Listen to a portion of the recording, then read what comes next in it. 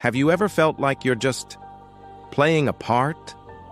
The good friend, the reliable colleague, the strong one who never complains.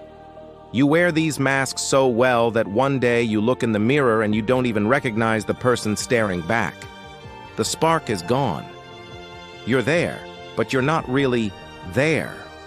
It's not a sudden crash. It's a slow fade.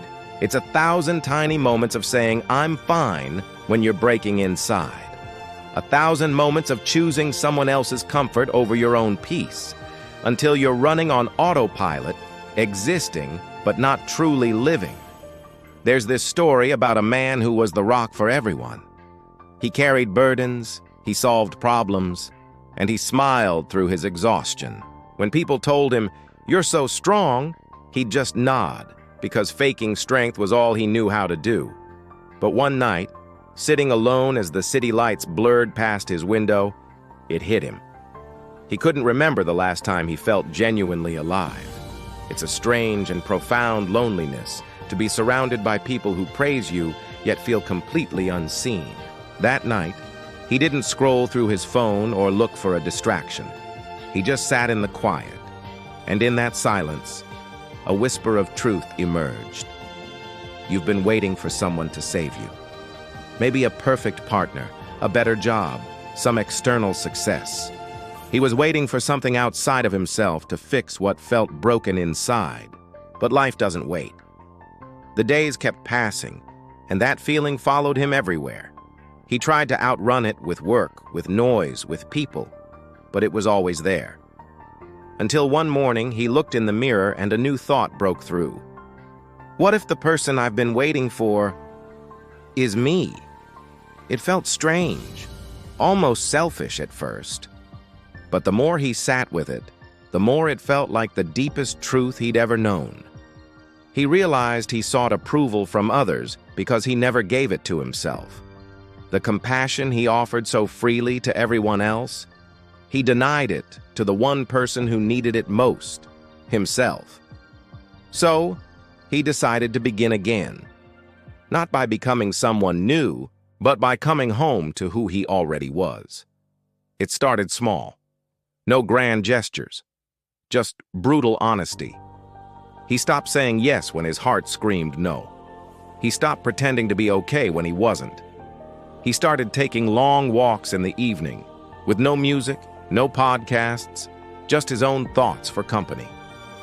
At first, the silence was deafening. It's a mirror, and mirrors don't lie. But slowly, he started to hear a voice he hadn't heard in years, his own. It was quiet, patient, and tired of being ignored. And for the first time, he truly listened. He discovered something life-changing.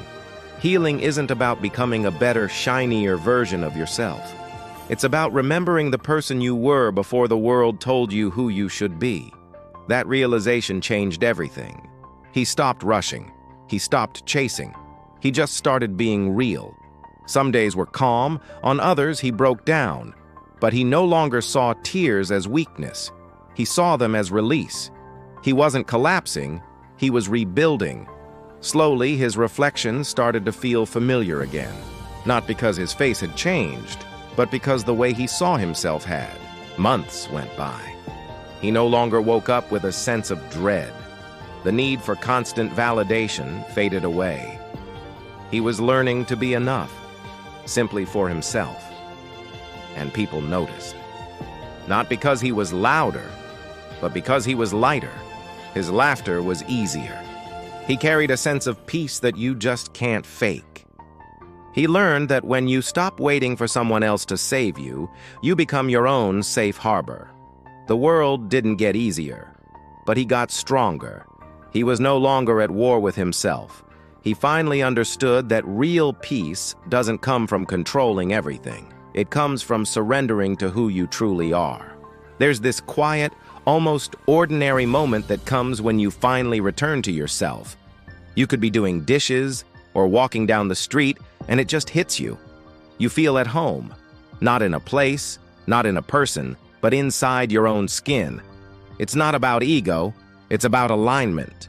You don't need to be rescued anymore because you've learned how to swim through your own storms. And the beautiful irony is, once you stop desperately seeking love and approval, that's when it finds you. Authenticity attracts what pretending never can. One evening, he sat down and wrote, not for anyone else, but for himself. He wrote, "I was waiting for someone to come and finally understand me, but they couldn't, because even I didn't understand myself. The truth is, no one is coming. And that isn't a tragedy, it's freedom, because the person I needed all along was me." He closed the notebook and felt a deep, quiet peace. The kind you don't have to chase. The kind that just is. So if you're listening to this, and you feel like you're waiting for that one person or that one thing to make it all make sense, I want you to consider stopping. Just for a moment. You are the person you've been waiting for. The one who can comfort you, forgive you, and rebuild you from the ground up. You've walked through every heartbreak, every mistake, every failure, and you're still here. You are not broken. You are becoming. And when the world gets quiet and you feel misunderstood, remember this. Maybe this is life's way of pushing you toward the most important relationship you will ever have, the one with yourself. Because once you learn to stand by your own side, you will never, ever be alone again. Thank you so much for watching. If this resonated with you, please consider liking and subscribing for more content like this. Take care of yourself.